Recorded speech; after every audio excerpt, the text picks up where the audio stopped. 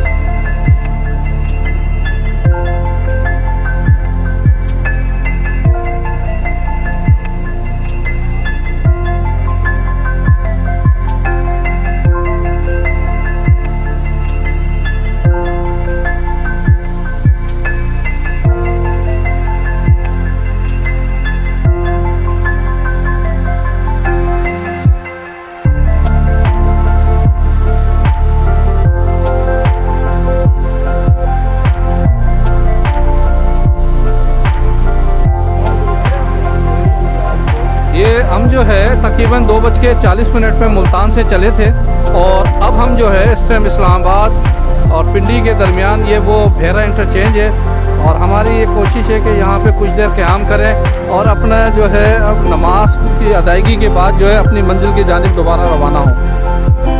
हमने मुल्तान से जो पिंडी तक का सफ़र शुरू किया था तकरीबन 2:40 पर और इस वक्त जो है तकरीबन 7 बज रहे हैं और मगरिब होने वाली है। ये भेरा इंटरचेंज है और हमारी मंजिल जो है वो इस्लामाबाद है, यहाँ से 200 किलोमीटर दूर। ये हमारे वीलॉग की ये दूसरी स्टोरी है। इसके अंदर आपको उम्मीद है कि बहुत सी चीज़ें पसंद आई होगी और मज़ीद बेहतरी के लिए हमें अपनी राय से ज़रूर आगाह कीजिएगा। परवेज़ ख़ान, वीडियो पॉइंट 071 भेरा।